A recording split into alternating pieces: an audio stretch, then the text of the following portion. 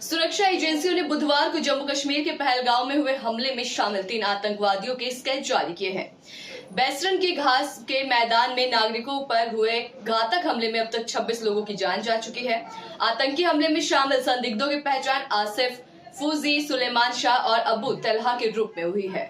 शीर्ष सुरक्षा अधिकारियों के अनुसार हमलावरों ने AK-47 राइफल से लैस होकर करीब 20 मिनट तक गोलियां चलाई, जिससे शांत पहाड़ी इलाका खौफनाक मंजर में बदल गया। प्रारंभिक जांच से परिचित एक अधिकारी ने कहा, वहां अफरा तफरी मच गई थी। गोलीबारी बंद नहीं हुई, लोग चीख रहे थे, छिपने के लिए भाग रहे थे। चारों तरफ खून खराबा, दहशत, सब कुछ था। अधिकारियों का मानना है कि हमले में 3 से 4 आतंकवादी शामिल थे। इनमें से 2 की पहचान पाकिस्तानी नागरिक के रूप में हुई है और बाकी स्थानीय आतंकी है। सभी के बारे में कहा जाता है कि वे लश्कर-ए-तैयबा यानी कि LET और उसके प्रॉक्सी संगठन द रेजिस्टेंट फ्रंट TRF से जुड़े हैं। 22 अप्रैल को बैसरन में हमला हुआ, जो पर्यटक शहर पहलगामा का एक हरा भरा घास का मैदान है, जिसे अक्सर देवदार के पेड़ों से लदे ढलानों और मनोरम दृश्यों के लिए मिनी स्विट्जरलैंड कहा जाता है। वसंत ऋतु के कारण घाटी में नई जान आने के कारण पर्यटक बड़ी संख्या में इस क्षेत्र में आए थे, लेकिन हमलावरों ने मिनी स्विट्जरलैंड को हत्या के मैदान में बदल दिया।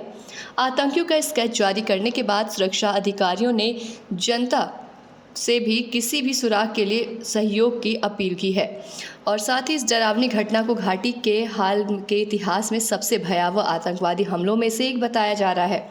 एक वरिष्ठ पुलिस अधिकारी ने कहा, ये न केवल निर्दोष लोगों के जीवन पर हमला था, बल्कि कश्मीर में शांति की वापसी के प्रयास पे भी हमला था। ये कश्मीर के इतिहास में सबसे घातक आतंकवादी हमलों में से एक है। उन्होंने कहा, हम लोगों से आग्रह करते हैं कि वे किसी भी सुराग को साझा करें और सुरक्षा बलों के साथ सहयोग करें।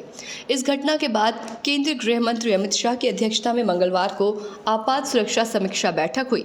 उन्होंने बुधवार को पीड़ितों को श्रद्धांजलि दी। उन्होंने परिवारों के प्रति संवेदना व्यक्त की और आश्वासन दिया कि हिंसा के पीछे जो लोग हैं उन्हें न्याय के कटघरे में लाया जाएगा। इस बीच कश्मीर घाटी में सुरक्षा व्यवस्था कड़ी कर दी गई है और अनंतनाग और आसपास के जिलों में सुरक्षा बलों ने तलाशी अभियान तेज कर दी है। हमलावरों की तलाश में ड्रोन, हेलीकॉप्टर, खोजी कुत्ते और अतिरिक्त सुरक्षा बल तैनात किए गए हैं।